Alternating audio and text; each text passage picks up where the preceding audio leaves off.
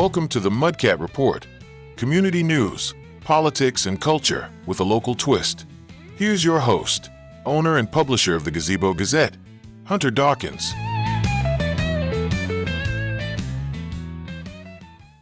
Good afternoon. My name is Hunter Dawkins, and I am the host of the Mudcat Report. This is the 30th episode.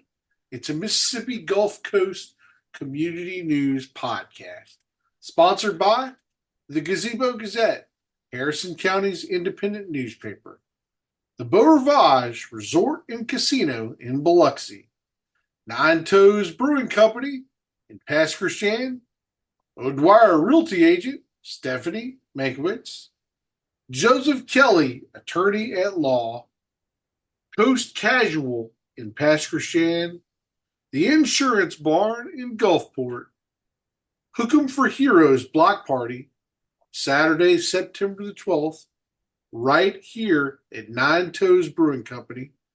And we're always in the U.S. Marine Inc. studio. I'm here with my wonderful producer of the show and my good friend, Jeff Clark. Well, Jeff is a well-accomplished, award-winning journalist and the director of the Harrison County Senior Services. Jeff, how are you, my friend? I'm well, Hunter. How you doing, my man? You good? You well? Well, doing well. Getting back from Tampa, getting kind of caught up with everything else. Right on. Everything's going well. Jeff, our theme for the day is city budget. And now in Mississippi, municipality or city budgets are not due until the end of September, but there has to be talks right now, as the talks have begun in an attempt to add or reduce funds in departments, as well as cut or raise taxes. Since I have lived on the Mississippi Gulf Coast, Jeff, for over 40 years, there have been only a few times where taxes were cut, but it's usually at the loss or reduction of a department, normally from this elimination of these, or a rise in housing costs. You know, give me your thoughts. Sure. Well, I can tell you from my personal perspective, I work for Harrison County as the executive director of senior services. So we had to have our budgets turned in a couple of weeks ago. We have a digital process this time, which is the first time we've had a digital process. My department I manage a team of about 60 people. It's a lot of give back services, so it's a really large budget. The county's going through some leadership changes again, but on August 15th, I'll go in front of the Board of Supervisors and present my budget, and we'll discuss. And then in county government, the fiscal year begins on October the 1st. So. Yeah, very similar, at least as far as the cities. Sure.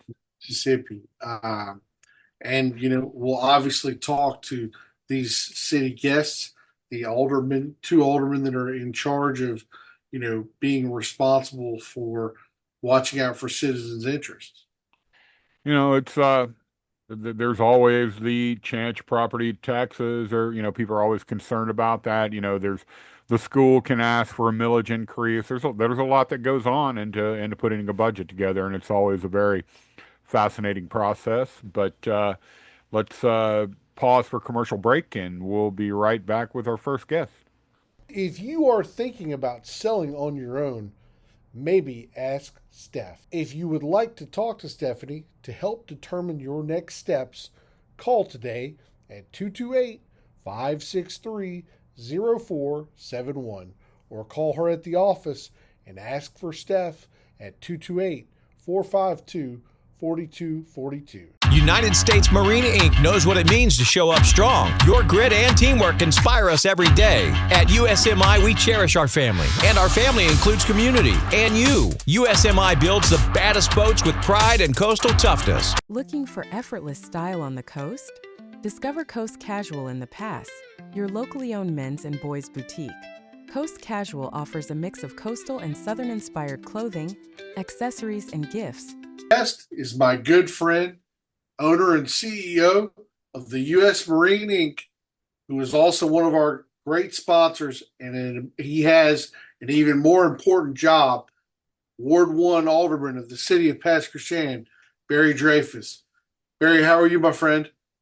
I'm doing very well, Hunter. How are you? Doing great. Barry, I know how big you've been in the budget, at least from a financial perspective. What is the top priority for the budget right now in the city of Pasquarchan? To be balanced. It's that simple. You don't want to overspend and create a deficit. We're working ourselves out of a deficit spending spree in the last administration, and just balance the budget. That's it. What department or project is costing the city the most money right now? From what you guys are seeing. This is only my second year, but police protection is paramount to the city, and it's normally the highest salaries. But we've got health insurance. Health insurance goes up every year, so that's always a concern. Then we haven't bought any vehicles for a while, so I know some of the departments are requesting vehicles. Every department wants to improve, so every year they'll put forward, additional spending needed. It's up to us to be responsible and rank the priorities. Is economic development or maintenance of city needs more important for Pasquarchan to move forward? City development, like I said, this is my second year. I don't see a big increase in sales taxes, which should coincide with growth. We do have property taxes. Of course, we went up 3 mils last year. I don't see us going up anymore, although some on the Alderman board wanted to raise it higher last year. I think we need to live within our budget right now. So, with the growth of the city, we need 2 fire trucks now, aerial fire trucks, which is $3 million. That's on the horizon. We're not going to pay for it with this budget, but it's something you have to look out for, that with growth, there comes cost and not just revenue. Is there any avenue, like I know you guys brought up a potential hotel tax or a tourism tax, online tax, something that you guys can get at least something out of the pie that would be beneficial for the city? I think everything's open. I think that needs to come up again, Hunter. I need to talk to Alderman Piernas and try to persuade him to support it, but he's got legitimate reasons, and that's why I like our Alderman board right now. There's no fighting. There's no of the emotional stuff that happened in the last administration. So I'll talk to Joe and see if there's a way to convince him to be on board with that. Well, and especially talking about the last administration, not that we're going to discuss that, but as far as, with these personnel situations, these salary situations, is this, this administration, at least from my view, has come across, it's not a personal thing. It's more of a, what can we do here and there? Talk to me about that. And if you think there's going to be any reduction of salaries for any personnel, or they're going to cut positions in certain departments. Talk to me about that. Well, some people would like a cut for all the aldermen and throw us out of office, but I don't think that's going to happen this time. But, you can't cut a person's salary. That's all there is to it. Last year, we did a raise for all people that worked, cost of living raise. That's being talked about this year also. You have to take care of people. It's our number one resource. The city workers are responsible. Every city worker, every citizen is responsible for how good Pasquarchan is. So in this upcoming budget, we'll take a look at that. But I think salaries and benefits, we cover a lot of health care for families within the city. That is an expense every time healthcare goes up, but you need to keep those. So your question, are salaries going to get cut? I'll be voting against that 100%. And I think all the other aldermen and mayor and city clerk would also. Where do we stand with the city millage and the school millage? At least I know the school budget, you guys usually have to handle a little bit quicker because of their fiscal year starts a little earlier than y'all's does. But as far as, the millage requirements, is there any change in that? So there's two different questions here, the city and the school. The school has state laws that they have to follow from millage. For the city, it's elected for us to either raise or lower. I think we're making good progress on replenishing our budget surplus that was drained before. So I don't see an increase, but I don't see a decrease also. What's the status of the harbor? And are these any budget concerns with grants or with money coming in or out for that? Well, Marion, Governor, our city clerk, has done a magnificent job of juggling grants. You will have a grant that can pay for another grant's match. She knows that so well. It's amazing. Every time I talk to her, I learn something new. But the harbor should be good. We just had to go up on slip fees. We, excuse me, we went ahead and started charging for electricity, which previously was not accounted for as well as now. James Butcher, our harbor master, has done a very good job redoing the lease for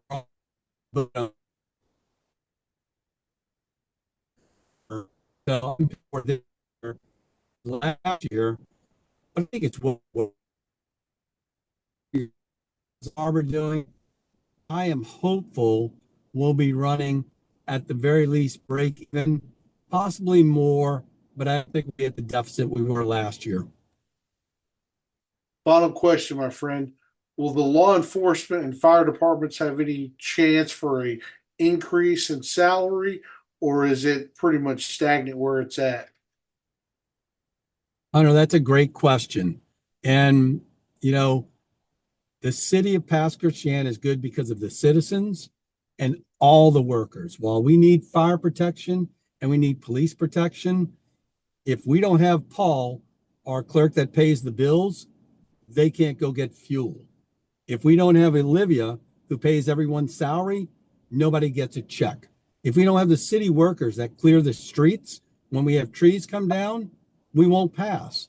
So while I know we pay firemen and city police more, when we talk about salaries, everybody needs to buy the same amount of gasoline as last year.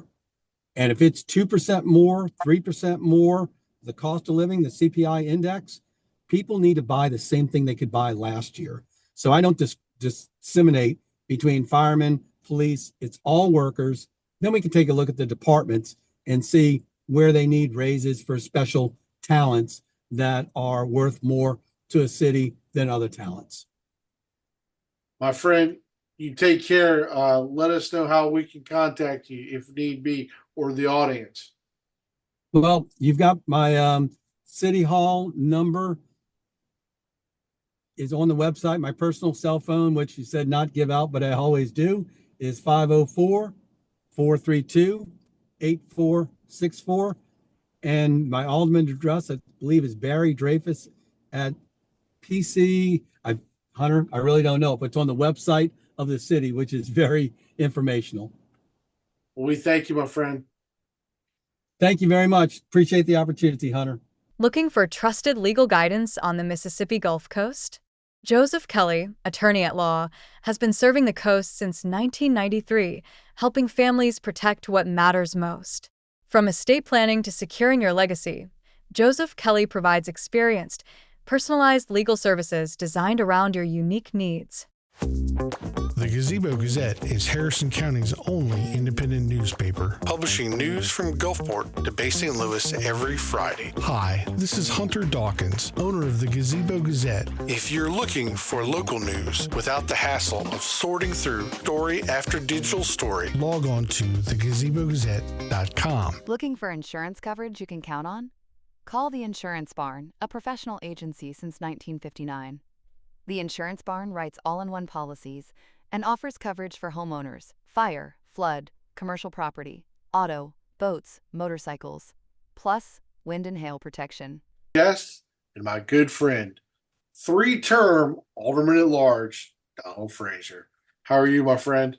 I'm doing great, Hunter. It's good to see you as always. And Jeff, appreciate y'all having me. I know this is a podcast. I'm a little late, so I do apologize for that, my friend. It's all good. It's all good. That's actually what the questions are going to be about, what you just came out of. Donald, have heard there are some personnel salary problems mentioned in the city budget workshop talks. Can you specify? Sure. So the wording, the only part I would disagree with that is problems. Notoriously, Long Beach is a small town, and we're behind paying our employees. Would we love to pay everybody at the going rate that every city surrounding us is? 100%. We have some of the best employees. I can't go without saying that. The hard part is finding the money in the budget to pay our employees. It's come to a critical point where when you're losing first responders to other towns because these gentlemen, these officers, these recruits, the deputies, so on and so forth, not only them are taking jobs so that they can feed their families. It's that trickle down effect. And how do we do it? How do we do it the right way? And how do we do it without raising taxes? We run on a shoestring budget. I can vouch for that. Welcome anybody to come to our budget meetings. They're public meetings. It's a tough call, and we're going to make sure we do the correct steps to reward our employees that have stuck with us for this long amount of time or through these times the best way we can. I don't want to promise that, everybody's going to get the money that's deserved. We're going to give where we can and how we can. Under your idea, and this isn't just only for you, but since you're the mayor pro tem, Okay. thereby you speak for the board from a long-term thing. What is the top priority for this budget in the city of Long Beach? Man, there's so many. Thanks, Hunter. I appreciate that. Yeah. So if you look at it, we've had revenue, we've had some issues, and that's probably not the best word to use is issues, but we've had some setbacks. If you look at the city as a big picture, look at last year when we had Winn-Dixie closed down and Aldi came in and took over. Well, we were 6 to 8 months without a major grocery store here in Long Beach. And when you have that, you're losing revenue every single day. It doesn't go just with that. It goes with our mom and pop stores. We have, hits and misses on months. So I with that question, not to dance around it, our biggest priority is making sure we bring in enough revenue to cover what is needed. And when I say that, let's talk about our biggest two budgets are the fire department and the police department. Let's not even talk about salaries. Take that completely out of this. But making sure these guys have the proper equipment, bulletproof vests. You know, every police officer that comes to work needs to be able to rest assured that they're going home to their family at night. And we need to make sure that we're taking the steps to make sure that they're properly equipped, not only with vests, with computer systems in their cars, the police cars, the fire department, those guys, their turnout equipment, the trucks, so on and so forth. And I specified those two because they're the biggest ones. But let's not overlook our parks and recreation guys that make sure that the ball fields are cut for the baseball fields and the baseball games and the things that we go out and enjoy, the town green for the concerts. It is We have to take care of our own and make sure that this is run smoothly and almost like a family where our employees want to stay here. What's the status of the harbor, and is that a budget concern?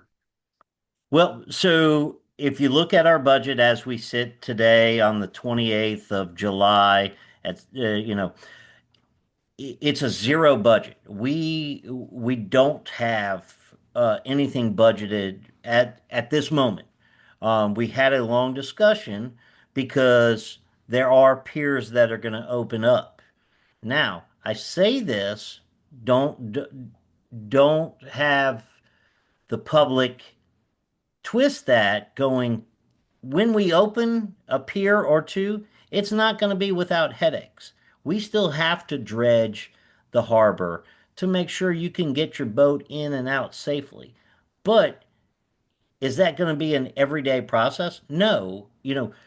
If people understand as it comes along, when it comes on, that we are still working on other parts of the pier, and if they're patient, it will grow together. So, and it will be an offset of what the city has spent over the last several years without any income coming in. Well, just a quick thing on that Sure. is in the next 2 years, minus knock on wood, there's no hurricane. Is there any chance the slips will start opening up again? 100%. Within this budget year, which this budget year runs October to October, October 1 of 2026 to October 1 of 2027, the board and the mayor have made the commitment to get the entire harbor open. Good deal. Good deal.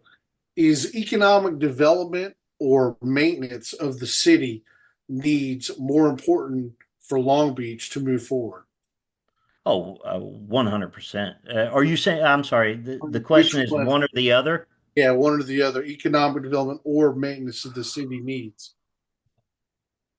That's again, Hunter's done his homework tonight. I would say it would have to be a 50-50. We have to grow smart, but we have to maintain what we have. You know, you do we want the big, corner store markets, and do we want the revenue generating new businesses? 100%. But we cannot forget who has helped us get there. And that's every single business that is open today. It is crucial to maintain what we have and be able to add to it.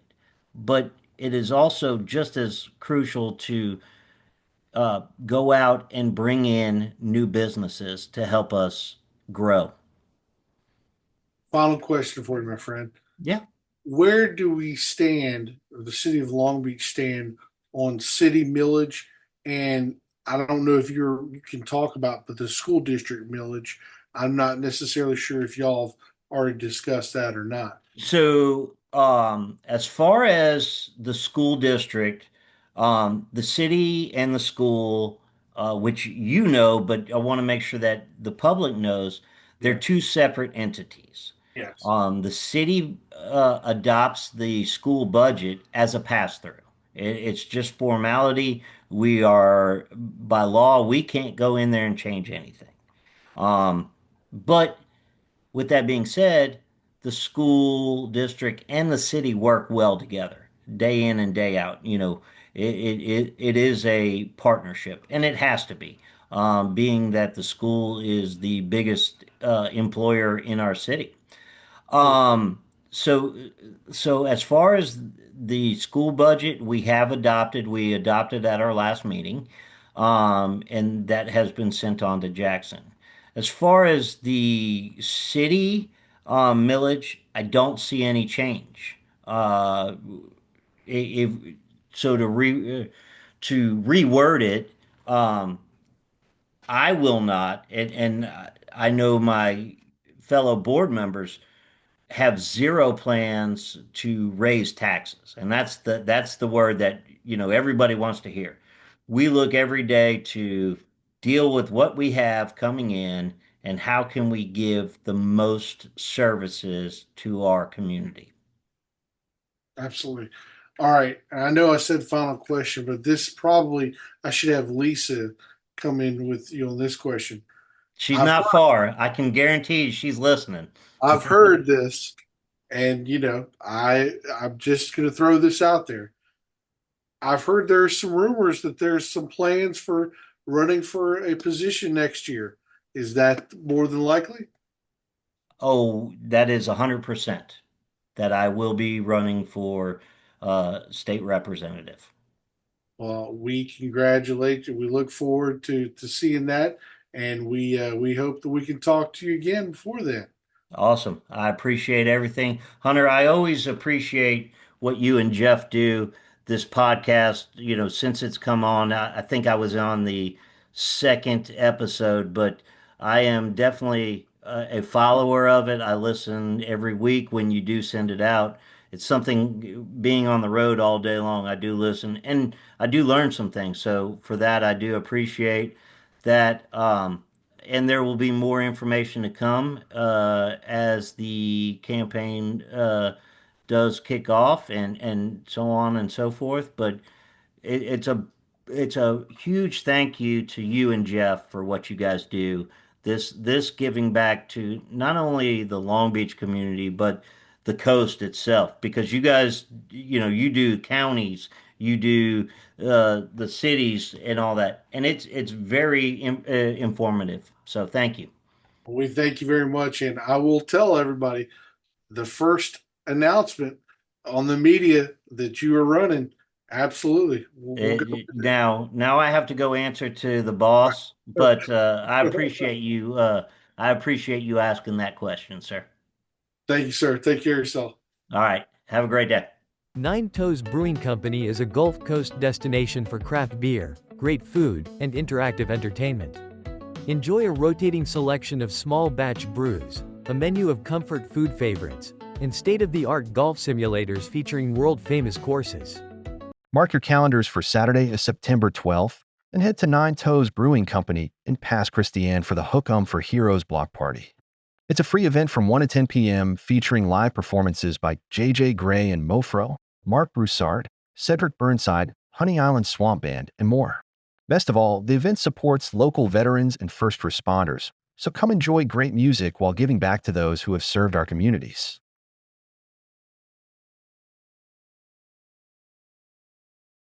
We gratefully appreciate you listening to this podcast, and we thank you again, Jeff.